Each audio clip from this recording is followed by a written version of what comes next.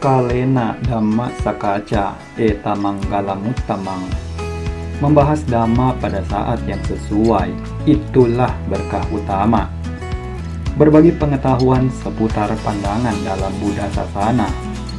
Belajar bersama Dhamma ajaran Buddha. Perbincangan sehubungan dengan pelaksanaan praktek Dhamma. Inspirasi, motivasi, filosofi hingga jalan hidup. Kesemuanya akan kita bahas dan pelajari bersama dalam konten ini.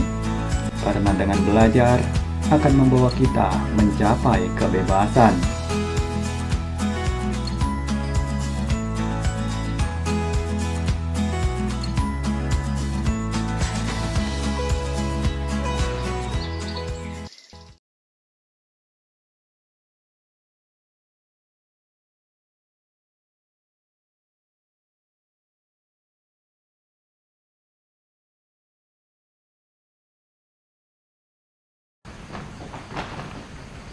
Oke, kita buka dulu.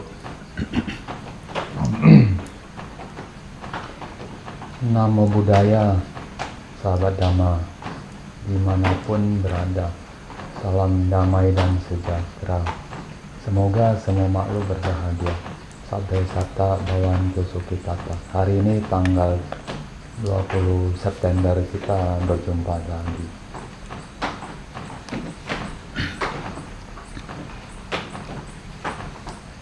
Kebetulan hari ini hujan turun sepanjang hari. Makanya mungkin kita mulai agak sedikit sore menjelang malam. Ini sekitar jam tujuan malam, pukul 19.00 waktu setempat. Makanya untuk hari ini nanti kita akan bahas beberapa topik yang kiranya cukup singkat saja, namun tetap bisa diambil untuk jadi perenungan dalam menumbuhkan pandangan serta kebijaksanaan di dalam menjalani hidup yang sesuai dengan jalan Dhamma.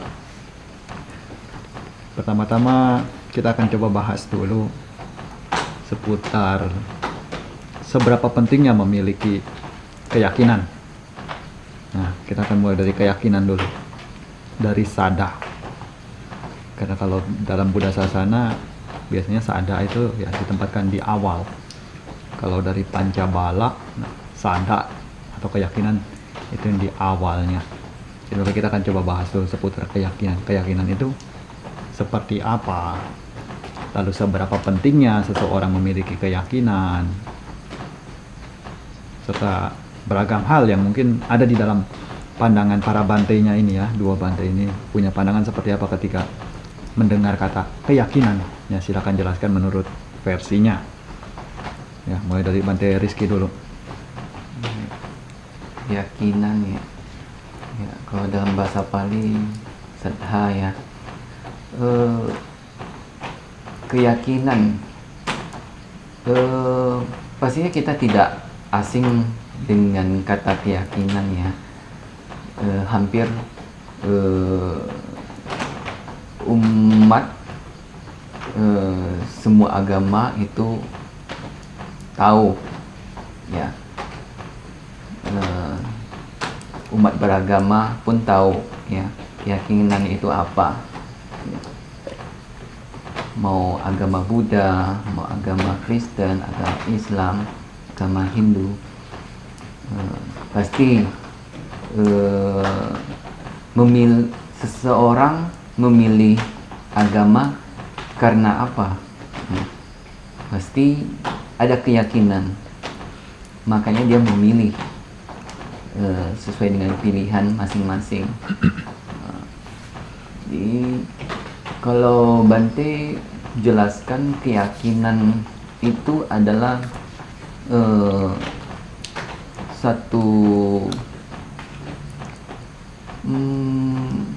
apa ya, kepercayaan dari seseorang terhadap satu ajaran yang akan dia jalani, yang akan dia praktekkan seumur hidup dia. Dia yakin, dia percaya dengan jalan ajaran yang mana dia pilih itu, yang akan membawa dia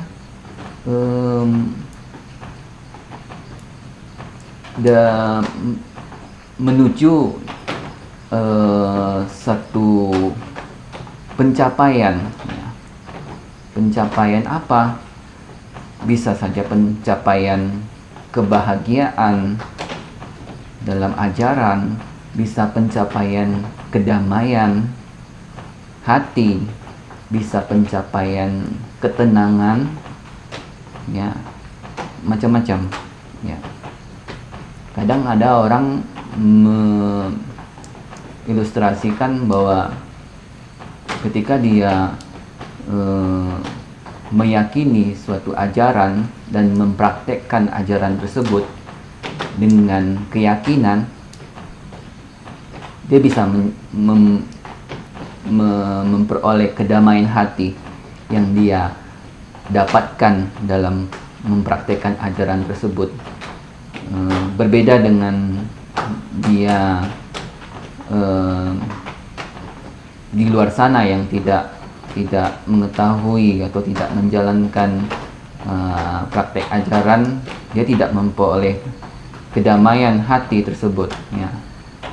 Nah, itu yang Bante jelaskan, bahwa keyakinan itu satu kepercayaan, keyakinan terhadap ajaran tertentu, dan dia yakin ajaran itu akan membawa kebahagiaan, kedamaian hati, ketenangan, atau apapun itu yang bisa memperoleh benefit dari ajaran yang dia yakini itu. Nah, itu yang disebut keyakinan. Nah, itu pendapat Bante. Oke, Bun. Keyakinan ini ya begini, seperti seseorang keimanan, ya, seperti seseorang di sini, seperti di hatinya dia ya, terhadap satu ajaran, misalnya dia keimanan dia terhadap misalnya terhadap Buddha, Sasana, Dhamma, Sangha begitu. Nah, disitulah dia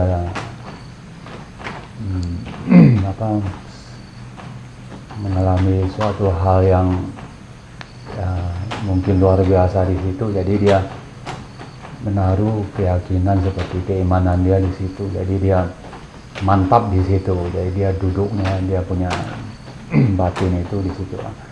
Itulah yang membuat orang akan ada keyakinan gitu terhadap suatu ajaran, seperti kita sebagai Buddhis, ya, Buddha, Dhamma, dan Sangha begitu.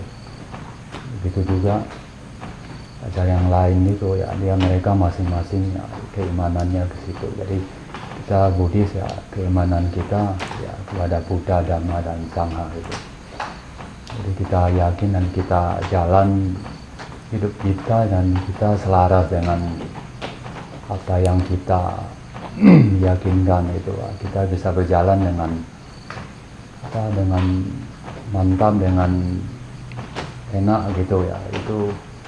Itu ya seperti orang katanya dia seperti ada kecocokan itu. Itulah yang membuat dia yakin itu. Yakin dan dia beriman seperti itu kepada, dan dia berjalan dengan yang langkah yang mantap dalam setiap hari kehidupannya itu. Lalu poin kedua, sebuah dengan keyakinan juga ada di sini tentunya kepercayaan terhadap diri sendiri, ya, atau katakanlah kepercayaan diri.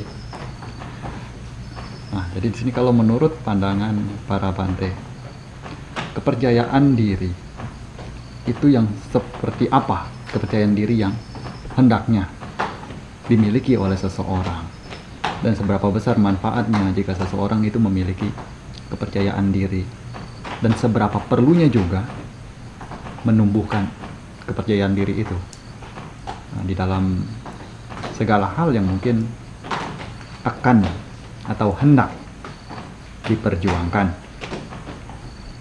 Ya, silakan Bante Bun dulu. Ya, jadi di sini dia yang seperti dia menumbuhkan, seperti dia menjalankan. Di sini ada etika moral monastik, dia mungkin menjalankannya dengan baik. Jadi di sana ada kepercayaan diri dan kemantapan dirinya. Jadi dia di sana dia memperoleh sesuatu hal yang luar biasa. Jadi dia mampu mempraktikkannya dan dia akan percaya diri dan menjalankannya dengan langkah yang mantap itu, yang membuat dia itu bisa maju dan hidupnya bisa damai dan dia bahagia di sana. Itulah yang menjadi kepercayaan dia, seseorang itu dia memantapkan langkahnya di dalam suatu ajaran itu. Jadi dia seseorang menumbuhkan hal itu adalah dia yang memang sangat penting itu untuk menumbuhkan hal itu. Jadi di dalam spiritualnya itu dia juga punya sesuatu yang seperti kemantapan dan kekuatan itu, membawa seseorang itu langkahnya mantap dan dia punya kepercayaan diri yang baik di sana itu. Jadi yang sangat penting untuk menumbuhkan hal itu bagi seorang Buddhis atau orang yang ingin maju di dalam spiritual itu. Nah, silakan Bante Rizky. Ya, percaya diri. Percaya diri itu Bante ilustrasikan seperti gini. Ketika seseorang mengikuti lomba, ya, contohnya Bante berikan contoh mengikuti lomba, misalnya ajang lomba nyanyi atau ajang fashion show gitu ya. Ketika anak kecil mengikuti fashion show misalnya, ya, itu dia harus ada percaya diri ya, terlebih dahulu harus ada percaya diri. Meskipun dia tidak punya keahlian dalam fashion show, awalnya hanya ikut-ikut supaya bisa dapat hadiah yang disediakan oleh panitia ya. Tidak ada kesiapan, tidak ada keahlian dalam jalan fashion show, tapi ada percaya diri. Itu satu kekuatan ya, satu keunggulan. Kenapa Bante bilang ada kekuatan, satu keunggulan dibandingkan dengan orang yang mungkin sedikit lebih paham dalam fashion show? Dia mengikuti tapi dia tidak ada kepercayaan diri. Bandingkan di antara dua ini, yang satu tidak memiliki keahlian dalam fashion show, yang satu lagi memiliki sedikit keahlian, pengetahuan mengenai fashion show. Dia tahu cara jalannya, dia tahu cara mutarnya. Yang satu lagi tidak tahu. Tapi yang tahu sedikit ini dia tidak percaya diri. Sebaliknya yang tidak tahu ini dia percaya diri. Waktu pertandingan jalan, dia percaya diri aja, dengan pede dia berjalan, santai, tidak gugup, tenang, pembawaan tenang. Tapi yang menjadi juara siapa? Yang percaya diri. dia dengan tenang jalannya, dengan pede, percaya diri bahwa dia bisa melakukan itu, dibandingkan dengan yang Bante contohkan yang dia punya sedikit pengetahuan tapi dia tidak percaya diri. Tidak percaya diri, dia jalannya juga pun gugup gitu loh, tidak tenang, kaku. Ya akhirnya tidak bisa menjuarai gitu loh. Nah, kepercayaan diri itu perlu ya bagi semua orang ya, dalam hal apapun, dalam pekerjaan, dalam menempuh pendidikan, dalam apapun, dalam hal apapun itu perlu percaya diri. Itu sebuah kekuatan bagi diri kita, suatu keunggulan bagi diri kita. Walaupun kita hanya paham sedikit, tapi dengan ada kekuatan kepercayaan diri itu bisa membuat seseorang yakin, ya, yakin saya bisa, ya, saya bisa menyelesaikan pekerjaan ini, saya bisa menjuarai pertandingan ini, saya bisa membuat tugas ini, tugas yang diberikan ini, saya bisa menyelesaikannya ini dengan baik. Dengan kepercayaan diri inilah suatu keunggulan bagi seseorang, sehingga dia yakin, ya, sehingga dia yakin bisa menyelesaikan dengan baik, sehingga dia yakin bisa melakukan yang terbaik gitu loh. Nah, ini yang disebut kepercayaan diri. Gimana menumbuhkan kepercayaan diri, Bante? Sebenarnya kalau kita ada keyakinan tuh 11-12 ya, dengan kepercayaan diri ya. 11-12 mirip-mirip tapi serupa ya. Kalau gimana cara menumbuhkannya? Kalau kita yakin, kita percaya diri bahwa kita mampu, ya, kita bisa melakukan hal apapun, itu sudah dibilang percaya diri. Ya. Gimana menumbuhkannya? Ya, yakin saja, lakukan saja. Gitu. Pasti bisa. Hanya yakinkan di batin kita, saya pasti bisa. Itu sudah dibilang percaya diri. Sangat gampang menumbuhkan percaya diri. Hanya kita bilang di dalam batin kita, di pikiran kita, saya pasti bisa melakukan ini, saya bisa memenangkan ini, saya bisa menyelesaikan ini. Itu sudah cukup ya. Nah,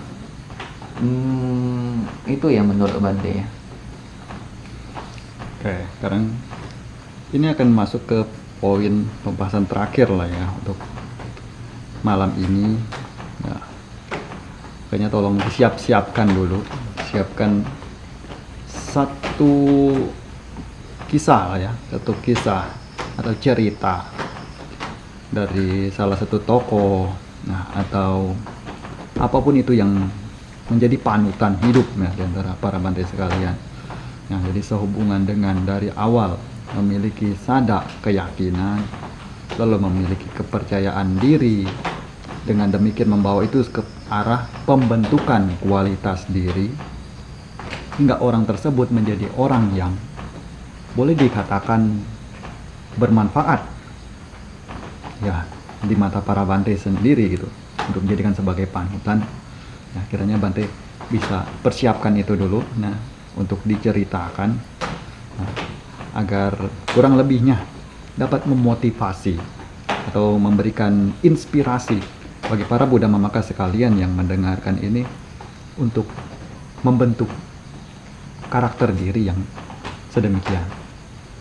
Ya, pikirkan dulu beberapa saat ya, sambil kira-kira siapa orangnya, terserah mau dari mana saja, mau dari zaman Sang Buddha, mau biku-biku siswa Sang Buddha, mau para biku di zaman ini, mau para pemimpin-pemimpin besar di dunia saat ini. Ya, itu dapat diceritakan dan ditarik ke arah konteks sebagai orang yang berguna. tentunya dalam pandangan Buddhis adalah orang yang baik dan orang yang dapat memberikan nilai keluhuran atau kebajikan bagi banyak orang lainnya. Sudah siap ya? Oke, Bante Rizky. Ya, kalau Bante panutannya dari murid Sang Buddha dulu ya. Dari beberapa murid Sang Buddha itu Bante paling menjadi panutan itu Biku Ananda ya. Ya. Kenapa pilihannya Biku Ananda daripada beberapa murid yang lainnya? Karena kalau Bante baca riwayat Biku Ananda, beliau itu paling dekat sama Sang Buddha ya, melayani Sang Buddha sampai Sang Buddha parinibbana ya.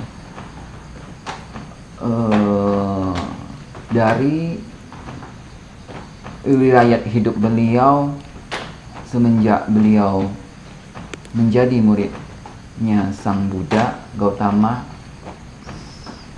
sampai Sang Buddha parinibbana, beliau tetap melayani Sang Buddha dengan senang hati, dengan ketulusan, merawat ya, menjalankan apa yang menjadi amanat yang diberikan oleh Sang Buddha Gautama kepada beliau. Beliau selalu menjalankannya dengan baik. Nah, itu menjadi inspirasi bagi Bante bahwa perjuangan beliau dalam bukan hanya melayani ya, bisa dalam hal apapun juga beliau selalu maksudnya sangat bersemangat ya, bersemangat dalam hal apapun. Jadi itulah yang menjadi poin besar di antara biku-biku yang murid-murid yang lain gitu, yang Bante lihat dari Biku Ananda, dari ketulusannya, dari ketekunan beliau ya, dan juga kedekatan beliau dengan Sang Buddha Gautama. Nah, itu yang menjadi poin terbesar bagi beliau, sehingga Bante memilih Biku Ananda sebagai panutan dari cara segi dia melakukan mungkin lebih dominan ke melayani ya, melayani Sang Buddha Gautama kita. Nah, dari poin besar pelayanan inilah yang Bante tiru, sehingga bisa mengambil satu apa ya,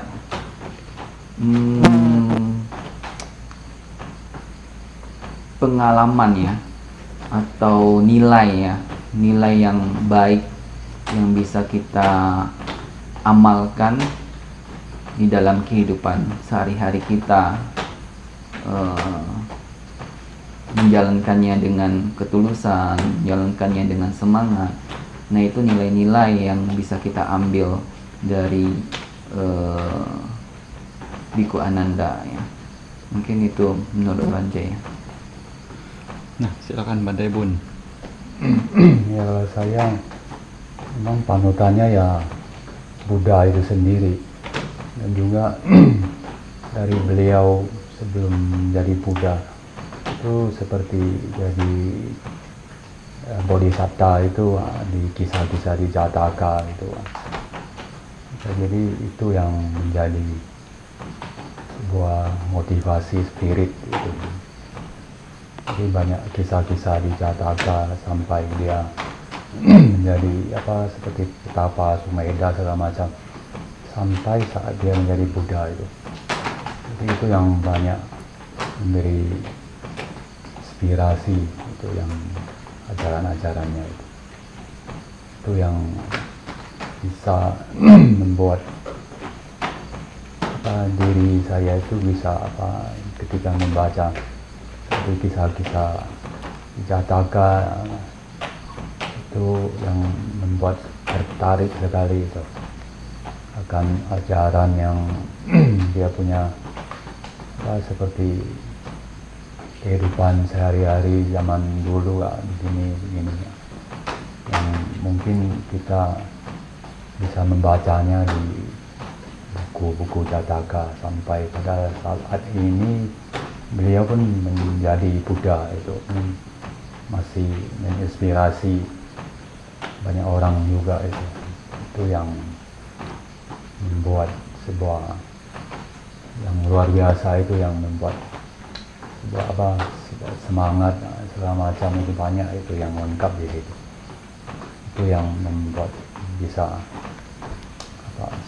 spiritual kita ingin maju gitu, ingin yang lebih baik dan yang baik lagi, itu yang banyak mengajarkan kepada manusia juga dan juga para dewa itu mungkin itu ya, yang luar biasa dari Guru Agung Buddha itu yang saya petik sedikit dari situ. Oke, kita coba simpulkan ya. Mulai dari keyakinan. Seberapa pentingnya keyakinan di dalam diri seseorang? Tentunya ini adalah poin yang begitu penting. Karena tanpa keyakinan, bagaimana mungkin seseorang akan melakukan sesuatu? Seseorang yakin terlebih dahulu apa yang dilakukannya itu akan memperoleh manfaat, barulah melakukannya. Seseorang haruslah mengetahui bahwa apa yang diyakininya itu benar-benar merupakan perlindungan, barulah benar-benar akan menganut itu sebagai satu ajaran. Nah, seperti di dalam Buddha Sasana ya, kita berlindung kepada Buddha, Dhamma, dan Sangha dalam Tisarana Gammana. Nah, Buddhang saranang gacami, Dhammang saranang gacami, Sanghang saranang gacami. Nah, aku berlindung kepada Buddha, Dhamma, dan Sangha. Ditambah lagi, diperkuat lagi dengan Saca Kiryagata, Nati me saranang anyang, Buddho me saranang warang, Dhammo me saranang warang, Sangho me saranang warang. Tiada perlindungan lain bagiku. Sang Buddha lah sesungguhnya pelindungku, Dhamma sesungguhnya pelindungku, Sangha sesungguhnya pelindungku. Inilah yang bisa dibilang ya sebagai pegangan berapa pentingnya keyakinan. Lalu keyakinan tersebut termasuk juga pada ke poin kedua, yaitu kepercayaan diri. Yakin terhadap diri sendiri. Ini ada satu kisah lah, ya, itu ceritakan. Ini kisah nyata. Jadi pada suatu ketika di Amerika ada satu sekolah. Ya, di sana setiap paginya akan ada satu orang siswa yang datang lebih awal dibandingkan guru dan siswa-siswa lainnya. Apa yang dilakukan seorang siswa itu? Seorang siswa itu akan menyalakan api terlebih dahulu. Ya, kita bisa bayangkan di satu ruangan zaman itu terdapat satu tungku, nah, untuk menghangatkan satu ruangan itu karena udara di sana begitu dingin. Jadi akan ada satu orang siswa yang bertugas untuk menyalakan api terlebih dahulu agar semua siswa lainnya dan para guru dapat menempati ruangan itu dengan nyaman, ya, karena udara yang begitu dingin. Jadi sampai pada satu hari di mana menemukan bahwa ruangan tersebut, ruang kelas tersebut terbakar. Dan terbakar di sana satu orang siswa ini itu berada di dalam sana dalam keadaan tidak sadarkan diri. Lalu gurunya di sana dengan segera menarik murid itu, membawanya ke rumah sakit setempat. Sesampainya di rumah sakit, di sana dokter pun mengecek kondisinya yang sudah banyak sekali luka bakar. Di sana dokter itu berkata kepada ibu dari siswa ini, karena pada saat kejadian itu juga orang tuanya segera dipanggil untuk datang ke rumah sakit juga. Lalu berbicara sepintas mengatakan bahwa luka bakar yang dialami oleh anak ini begitu besar sekali dampaknya. Sudah menyebar begitu banyak di seluruh tubuh, hampir di seluruh tubuhnya. Kemungkinan besar anak ini tidak akan selamat. Itu dikatakan kepada dokter kepada ibunya. Anak ini sedikit mendengar perkataan tersebut. Lalu dalam pikirnya, saya tidak ingin mati sekarang. Saya masih ingin hidup. Nah, lalu sampai kemudian mendapatkan penanganan. Tidak lama lagi setelah penanganan itu, dokter itu pun mengatakan lagi kepada ibunya, mungkin lebih baik anak ini meninggal saja. Karena bagaimanapun, seandainya anak ini selamat, dia pun akan hidup dalam kondisi cacat. Karena kedua kakinya itu mengalami luka bakar yang serius dan tidak akan bisa berjalan seumur hidupnya. Anak ini kembali lagi mendengar perkataan ini dan kemudian berpikir dalam pikirannya dan memiliki keyakinan bahwa saya tidak ingin cacat. Saya ingin kembali seperti sedia kala. Nah, akhirnya sampai pada suatu ketika benar anak ini selamat, ya, lewat dari masa kritisnya. Namun tetap dalam keadaan di mana kakinya tidak benar-benar tidak bisa digerakkan. Jadi sampai pada suatu hari keluar dari rumah sakit, ibunya pun merawatnya, memijat-mijat kaki kecil anak tersebut. Kita bisa bayangkan, memijat-mijat kakinya. Tidak terasa karena memang sudah tidak benar-benar lumpuh. Sampai pada suatu hari ibu ini membawa anaknya keluar ke taman, ya, untuk berjemur di bawah matahari. Nah, ini hari pertama mungkin dia dibawa keluar untuk berjemur. Di sana anak ini benar-benar ya ingin sekali kembali seperti semula. Lalu ditinggalkan di sana, ditinggalkan di bawah terik matahari, ya, untuk berjemur. Anak ini dengan sepenuh keinginan besarnya, keyakinannya, turun dari kursi rodanya. Bisa dibayangkan, mirip-mirip seperti seekor anjing yang dua kaki belakangnya itu patah atau lumpuh, merangkak sampai lapangan rumput itu rata, karena dia merangkak dengan kaki yang tidak dapat digerakkan, tapi dengan tangannya berusaha sampai menuju kepada sebuah pagar, pagar seperti ini, pagar. Begitu sampai di pagar, mulai anak itu mengais pagar dan berusaha untuk berdiri. Lalu setelah berdiri berusaha untuk berjalan sambil menyeret-nyeret kakinya. Terus menerus sampai mengitari.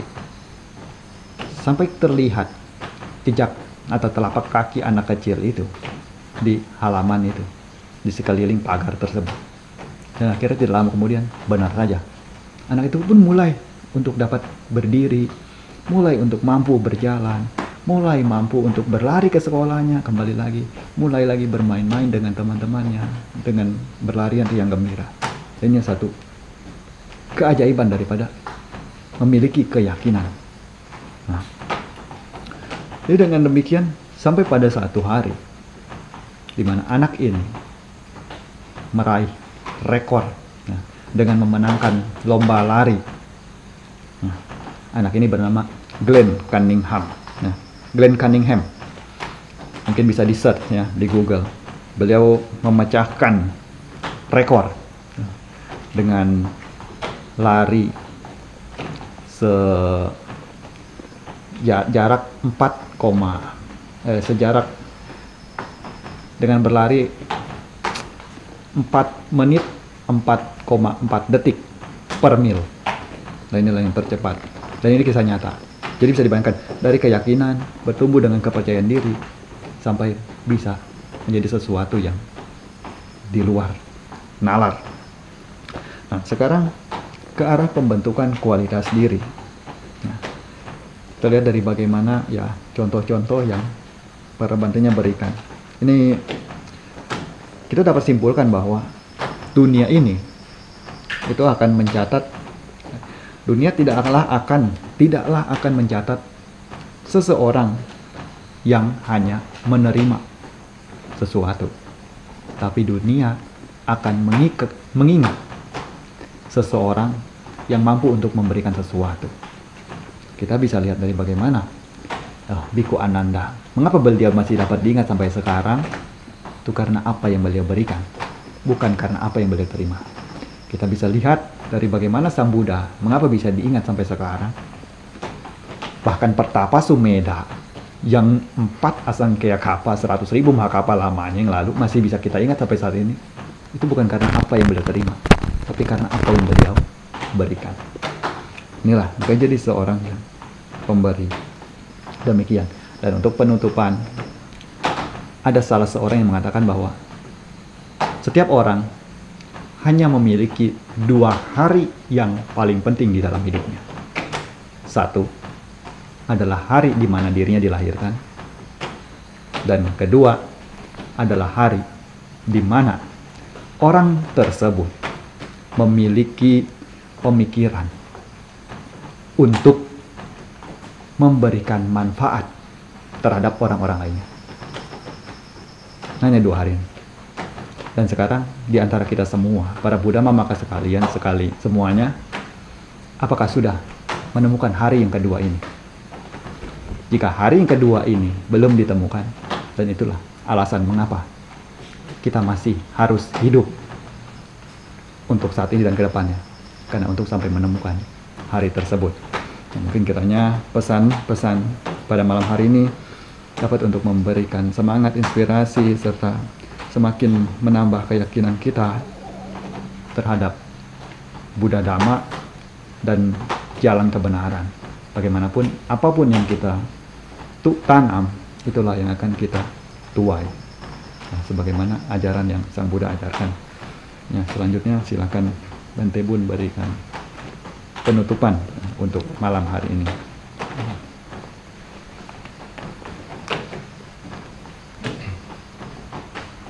Salam metta sahabat Dhamma dimanapun berada. Hari ini selesai, sampai jumpa lagi di minggu depan.